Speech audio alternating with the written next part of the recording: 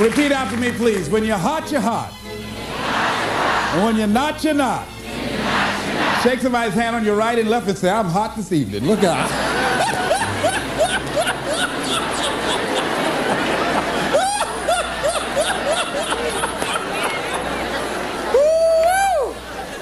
Let me tell you something.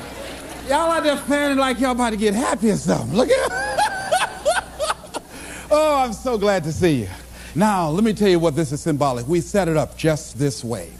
The reason that we are here this evening to talk about Joe versus the volcano. And so what I wanted you to do was to really experience this.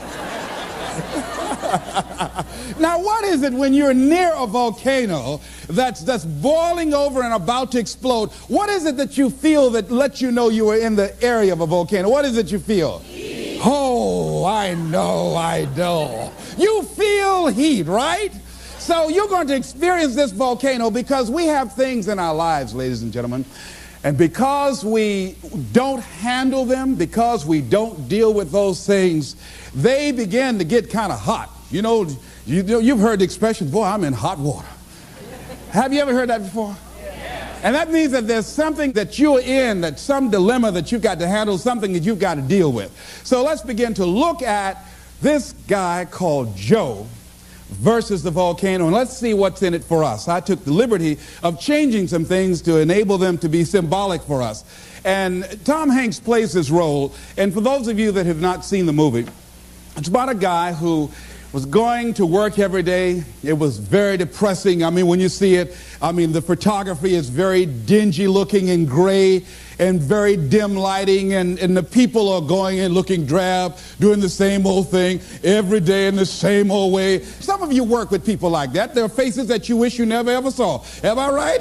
I mean, if you never saw them again, it would be too soon. Now, am I right? Of course, right, all right. So this is what was going on. This guy was going into this job where it was a dead-end job. He wasn't happy. He was miserable, and many of us can identify with that. He knew that he was capable of doing more, but he had really given up on himself. He had really sold himself out. Yeah, some of us have done that. He made a trade-off. For whatever reason, he decided to do this. This is why we can identify with him. And the volcano is symbolic of the challenges that we invariably face in life, of the problems that many of us run away from handling. And he had to handle this. And how did he come in contact with this volcano? Well, what happened was he was going to this doctor constantly. He was a hypochondriac because he wasn't living his purpose. His dream had not found his life work. He would create illnesses for himself. And so what happened in the process, this doctor decided, he set him up really. See, when you're not living your goal, you go through life living like a victim. People can set you up for anything. They can run any kind of game on you and you go for it. I had a saying when I was in radio, stand up for what you believe in because you can fall for anything. Well, Joe didn't believe in very much, including himself and his dreams, see? So he was very vulnerable. And so Joe was set up by this doctor. This doctor told him that he had a rare disease and he had 6 months to live. This disease was called a brain cloud. Oh, Kadumbo Joe went for it. He believed it. But you know something? It changed his life. It changed his life. And so he was told, look here, you don't have long to live anyhow. The guy said, why don't you do this? I'm going to give you all my credit cards, and this way you can live like a king, and there's something I want you to do. There was a catch. There's a volcano on an island that's about to erupt. And unless somebody jumps in that volcano, sacrifice their life, these people on this island will perish. Well, your life isn't worth much if you don't have that long anyhow. So why don't you take my credit cards, all my American Express, MasterCharge, take all of them, go live like a king and die like a man. And Joe said, okay.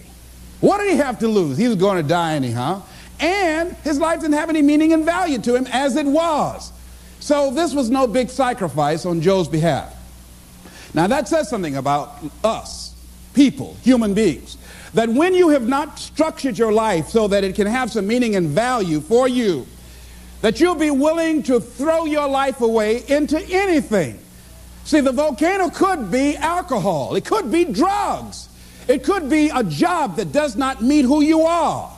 That you go through life, you're doing it so long, you're operating in this and you're acting out that role of mediocrity for so long, you think it's you.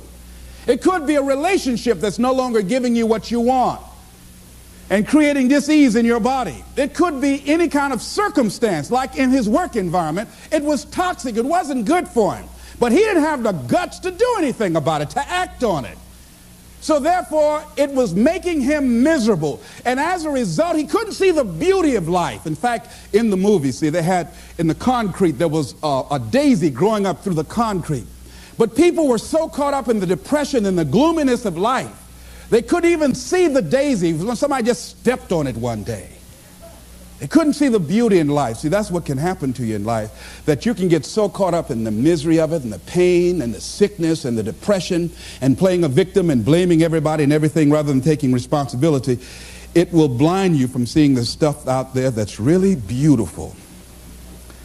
That's what Henry David Thoreau meant when he said that most people go through life in quiet desperation. They're miserable. I have friends been married for years, live in 2 different rooms. Why would you live like that? I mean, miserable. Don't even talk to each other. Grumble. I think that was supposed to mean good morning. Miserable. Just making each other miserable. Why live like that? People go to work like that. I said, why even show? I used to work with a guy like that. You couldn't say good morning to him before 9 o'clock. He'd look around and say, does he know me? Anybody know me? No, you don't talk to me before 9 o'clock. I don't play that, all right? I mean, there are people like, how many ever work with people that are just grumps? Raise your hand. Just miserable. Why show up? Come in complaining every day. The best day on the job is when they're absent. Am I right? So this is where Joe was. So this doctor told Joe, hey man, you're going to die with this brain cloud. And you know something? All of Joe's other illnesses left. Joe decided to live. Joe decided to live his life. Now that is interesting. A psychiatrist did a study and he was talking about how his patients reacted when they got information that they were going to die immediately.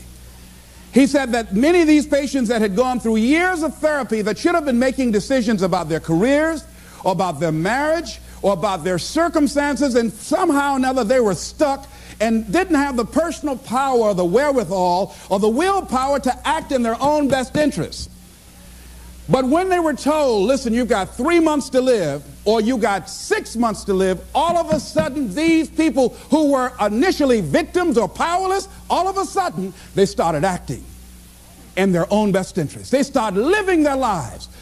And it's amazing to me that what a paradox, that once people are told they're going to die, all of a sudden they start seeing the daisies in life. They start seeing the beauty in life. I remember it's a monologue. And it's called The Last Mile. It's a monologue about a guy who was sentenced to die in the electric chair for a crime that he did not commit. And he was pleading to the jury to understand his case. And I remember one of the parts of the monologue where this guy talking to the jury and talking to himself and going the whole gamut of emotion. And I remember something he said that struck me right now. He said, you know, he said, it's queer, ain't it? How even though life has done you wrong, somehow you still want to live. He said, you never again find me complaining about life has given me a short deal. No, I just want to live. I'll take the park benches, the crumbs, anything. I just want to live. But they're not going to let me, are they? All of a sudden, this guy who before from Sloats Corner, Indiana, never really cared about life. All of a sudden, now that he knew that his life was going to be taken away for a crime that he did not commit, he wanted to live. It's a very passionate, powerful monologue. I used to read that quite often and study that. So what is it that we can begin to do? Do we have to get a pronouncement that we only have 6 months to live in order to decide to live? In order to live in a spirit of integrity? See, most of us go through life living a lie. The Platters had a song, oh yes, I'm the great pretender. What a beautiful voice. Oh, don't faint. It's okay. It's all right. It's all right. Whew. Now I hit that note, it just gives me a chill. But anyhow, that many of us go through life being great pretenders. We should get an Academy Award. Pretending that we're happy, pretending that we're content, pretending that everything's happy and gay and carried away. And that's not the way that it is. Going through life feeling that we can't do anything about our situation like Joe did.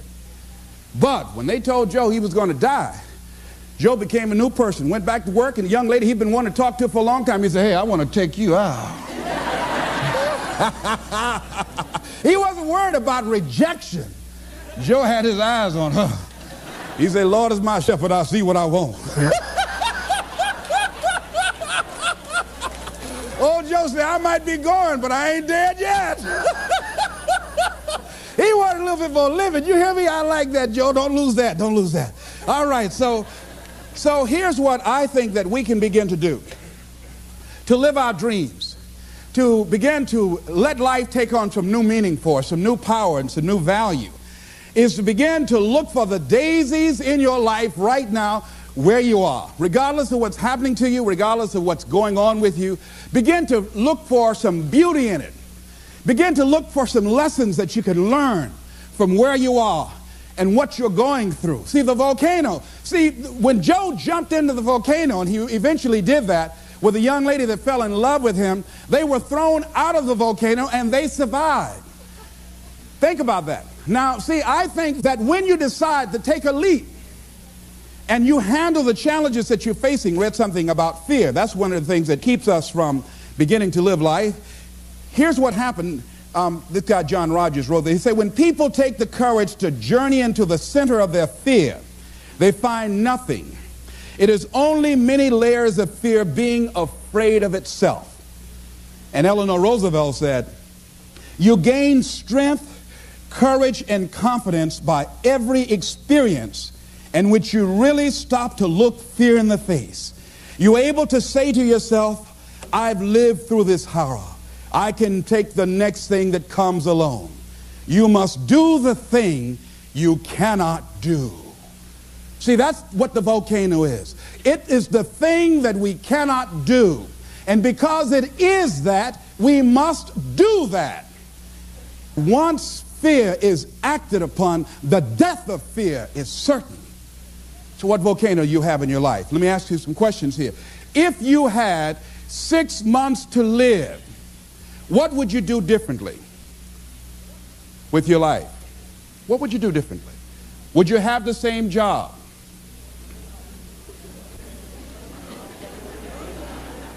Would you be worried about things that you're worried about right now? Would you have the same relationships? Would you have the same people in your life? I was sitting on the House of the Ohio legislative floor. I'd just been elected for the 3rd time as the chairman of the Human Resource Committee, powerful, prestigious position, and I was reading a book on how to manage your time in your life, and it talked about what are your long-range goals 2 to 3 years from now, what are your short-range goals, 6 months goals, and then it said, if you had 3 months to live, what would you spend your time doing? So I wrote down I would spend my time, one thing, I would resign from the legislature, I would go back to Miami, and I would buy my mother a home, something I'd promised myself that I was going to do, and I had continued to procrastinate and put all kind of reasons why I couldn't do it. And, you know, I wanted to make sure that she was financially secure, my children would be financially secure. And I would do lectures, and I would go around talking to people and working with kids. That's what I said I would do. Then it turned to the next page, and it said, for all you know, you don't have 3 months to live. You might die today. So whatever you wrote on the last page, you want to spend as much of your time doing that today. So I looked at Mr. Vern Rife, the Speaker of the Ohio Legislature, and I said to the guy on my right, State Representative Mike Stenziano out of the Ohio State District, I said, Stenzi, 25 years from now, who would care what legislation we passed? He said, nobody would care 1 year from now. Now here's what was happening with me. I came to the Ohio Legislature with great expectations. There are things I wanted to do. I wanted to make a change in society. I wanted to make an impact. But I was just disillusioned after being there for a while. I introduced some legislation that I'd worked months to get this legislation passed, got it out of subcommittee, voted to the major committee, and then went from there to the reference committee, and then they introduced it on the Ohio legislative floor. And this legislation was designed to provide protection for senior citizens and poor people who bought money orders. People buy money orders thinking that it's cash. But what they did not know, that there's no bond or insurance security in the event that the money order company files bankruptcy. And so this company filed bankruptcy and just left a lot of people just holding worthless paper. So I wanted to introduce some legislation so that senior citizens would not be victims of this anymore. After months of hard work, after introducing the bill and having the votes lined up, guy raised his hand. Mr. Speaker, Mr. Wright said yes. He said, I'd like to introduce the amendment for Mr. Brown's bill. He said, we will hear the amendment. He said, I'd like to amend it and change the word shall to may. I said, excuse me, Mr. Speaker, may I speak, please? Yes. I said, ladies and gentlemen of the Ohio legislature, this legislation is not something we wanted to make it optional to provide protection for Ohioans and senior citizens. We want to make it mandatory.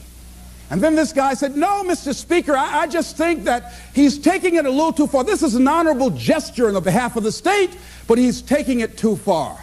Let's make it optional and leave it up to the goodwill of these money order companies to provide for the protection. Let's have the vote. And they had the votes, and I lost. And I said, oh, wait, this is not why I came here. And then all of a sudden, this job that at one point had meaning to me and value, it no longer had that for me.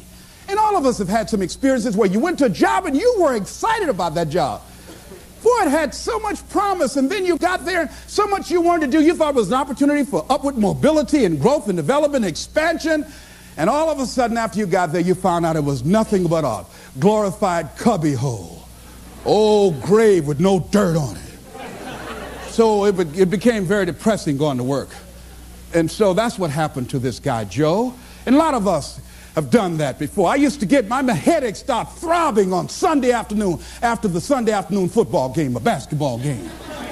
I just hated to go to work. Some days I just drive by just for nothing, just drive on by. I came back, though. I came back. Because I had bills. I came back, you know. Many of us stay in relationships like that. I had a friend talking to. She said she was so miserable in her marriage that one day she went home. I said, when did you get your divorce number? She said, she said, I went home, put the key in the door, and she said, I couldn't go in. She said, I was so depressed, had so much pain in my body. She said, I couldn't just walk in. She said, I dropped to my knees. She said, I had to crawl in. I had to crawl in the house because I just couldn't. She said, I knew then I had to get a divorce. So that what happened to Joe. And Joe decided to act on that. So what can we do? Well, here's what we can do. Wherever you are, decide that you're going to focus your time. I lost my job in broadcasting, and it was a major blow to me because broadcasting was all that I had. That's all that I knew. I'd been doing that for like 15 or 20 years, and that was my specialty.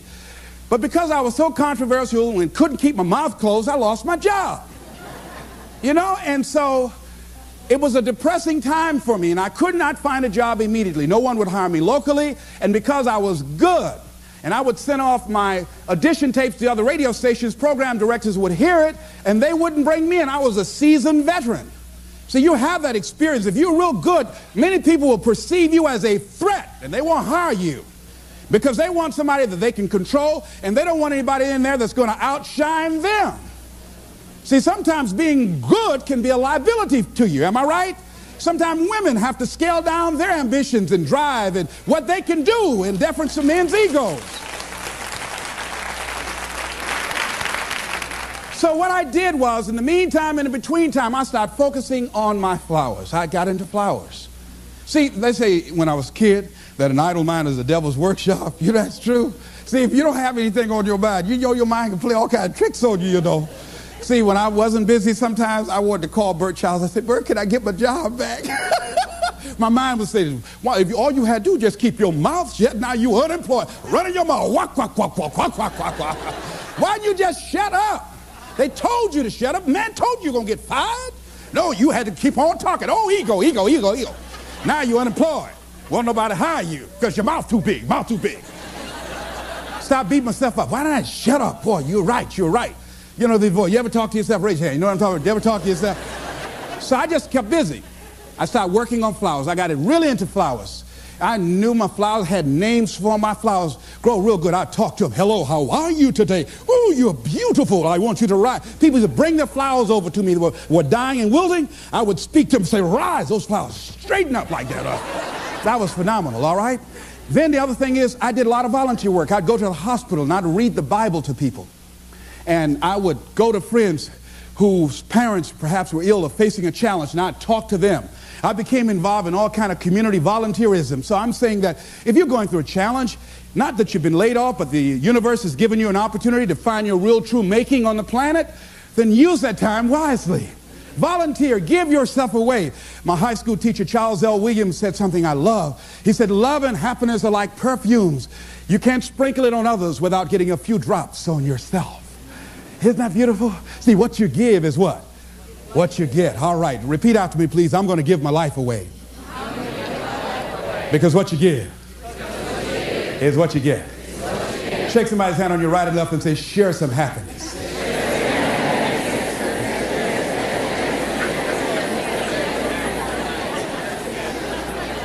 Now, here's something else.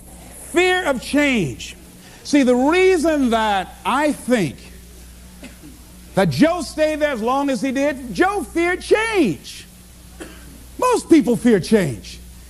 A lot of people stay in jobs where they're miserable or stay in relationships where they're miserable. Sometimes in order to begin to see the daisies in life, you've got to be willing to change cities, change friends, change relationships, change jobs.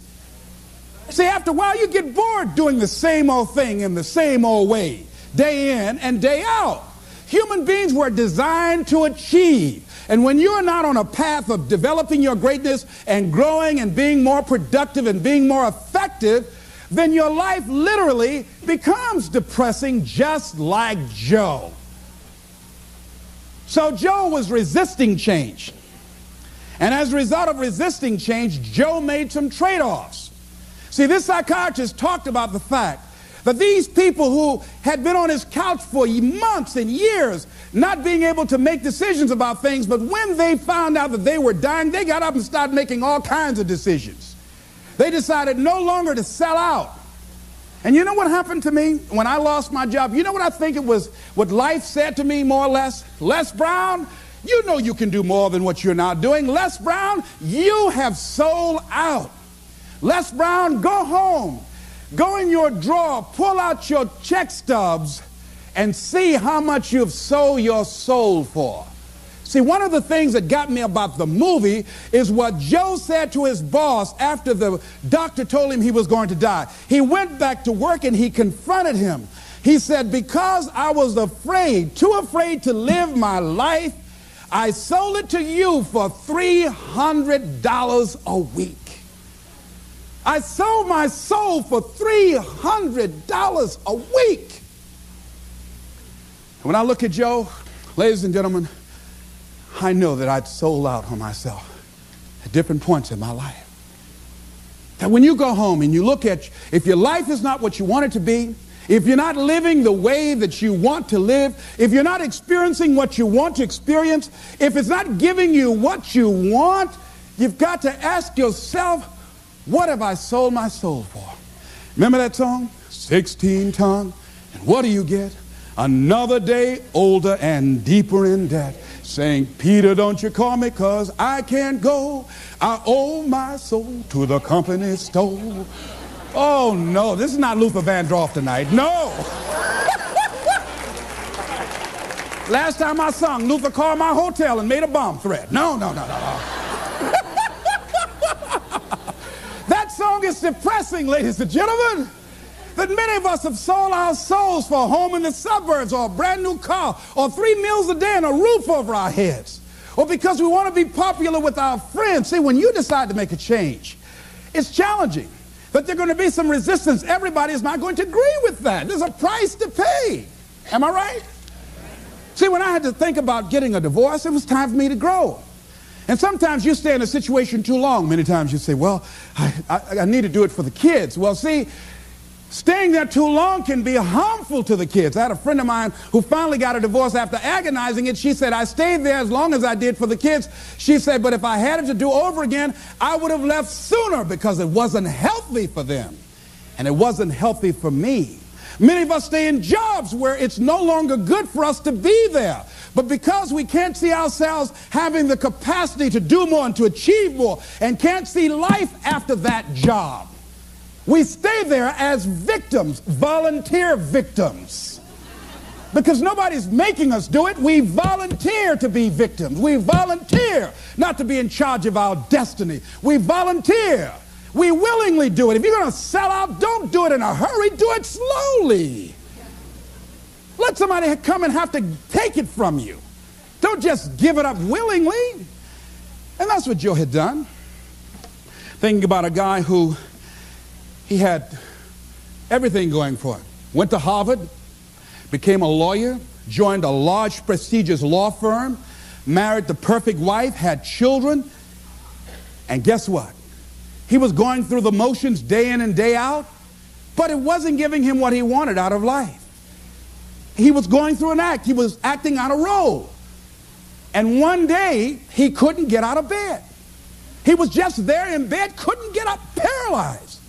They got the doctors. They looked at him, examined him from head to toe, and said, there's nothing physically wrong with him. Get up, John. Come on, get up. He couldn't get up. He stayed like that for months, had to take therapy. See, because there was dis-ease, there was conflict in his body. Many times when life calling on us to change and to grow and to expand, we said, no, I don't want to hear that. No, we resist that. So we can go back to that lifestyle of mediocrity. We resist that change, that growth. We go back so we can go back to sleep. Winston Churchill said that truth is incontrovertible. Malice may attack it, ignorance may deride it, but at the end, there it is. Carlyle said, truth crushed to earth shall rise again. And we know Scripture says, ye shall know the truth, and the truth shall set you free. But the truth that will set men free is the truth that men don't want to hear. See, we don't want to hear. You got to change. You got to take responsibility for your stuff. You got to clean your act up. You are not your act. You need to get your life together. We don't want to hear that. We want to talk about the circumstances. We want to talk about how bad things are, why we can't do it. See, that's where Joe was. So what we have to do is decide to live with integrity in our relationships and the things that gives our lives some meaning. Stop pretending and decide to become real. Decide that we're not going to trade off, because we don't realize what we have in our hands.